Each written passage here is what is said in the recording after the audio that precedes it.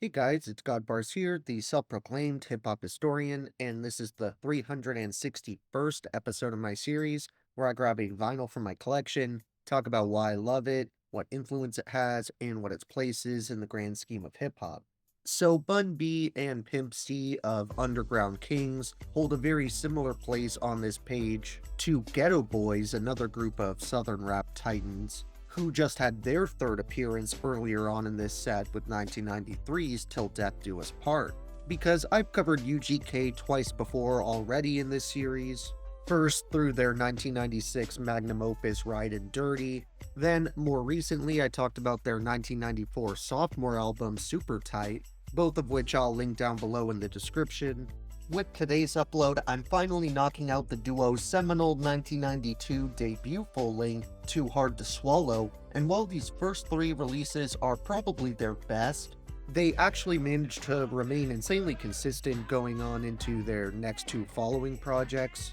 which were 2001's Dirty Money and 2008's Underground Kings, which would drop 1 year after the tragic passing of Pimp C, but was still pretty much completely produced by him. And it's actually a very polished and solid LP, especially for that late in their career, including arguably their biggest single ever, Intel Player's anthem I Choose You, featuring Outkast, as well as its remix, which includes 3-6 Mafia. While I don't really count the 2008 self-titled album as one, there would be a couple other posthumous releases that dropped after Chad's death. However, when you sit back and look at their true discography, which to me at least consists of the handful of LPs I named, they pretty much went 5 for 5. And reflecting on it for this review, I've started to wonder why I don't bring these guys up more frequently when I'm discussing the most consistent acts in the genre, because after all, even just the 3-album run that UGK had from 1992 to 96 is extremely enviable,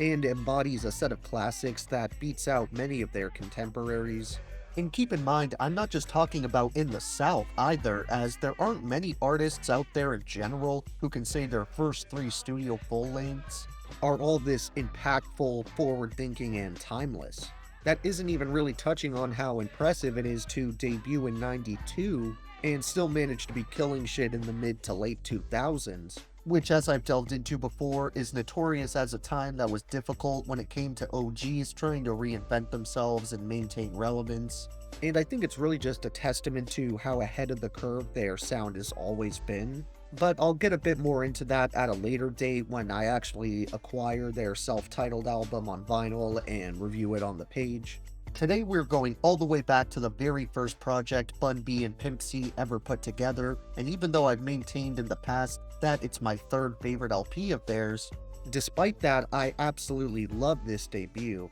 And there are certain days where I'll go to this thing over Super Tight and even Ride and Dirty, just because the beats are so raw, the aesthetic is so gritty and dirty, and the raps are completely dripping with personality, character, and talent. I've said before that Pimp has the more attention-grabbing voice of the two, while Bun is a bit more practiced and skilled pen and flow-wise. And that definitely still applies here, but the contrast is counterbalanced by the fact their content is often in the same neck of the woods, which isn't a bad thing at all. I mean, it's the same case with most other classic duos, from Ray and Ghost to Clips. Plus, there are some small lyrical differences between the MCs, as Pimp C had more of a tendency to wade into vulgar sexual territory, but that was kind of his specialty. Something about his iconic voice, mixed with how he delivered every bar, gave many of these Two Live Crew type of lines sort of a comedic tone.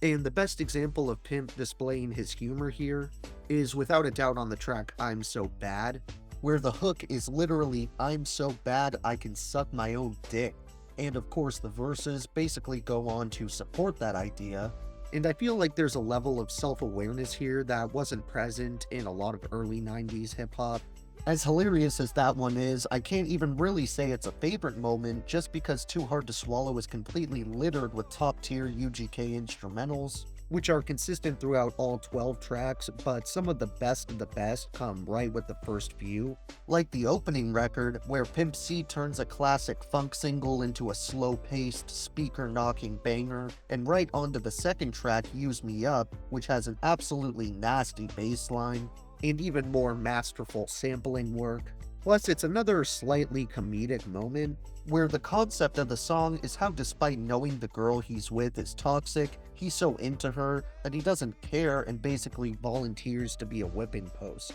I actually think these killer beats are the real backbone of this LP, and they set up these two veteran rappers to do what they do best, which is just tearing up the mic. And while I'm pretty confident that Pimp C was the mastermind behind these genre-defining instrumentals, there are a couple of other names who assisted with production, including Bernie Bismarck, Shitaro Henderson, and of course Bun B himself. Though as for guest appearances on this thing, the only featured artist comes in the form of Infinity. With my honorable mentions for this one, I highly recommend you check out songs like Short Texas, Use Me Up, Cocaine in the Back of the Ride, Cramping My Style, 976 Bun B, I'm So Bad, and It's Too Hard to Swallow. Then for my overall top 3, it wasn't too easy, but I ultimately narrowed them down to Something Good, Pocket Full of Stones, and Feels Like I'm the One Who's Doing Dope. Thank you for watching my 361st video.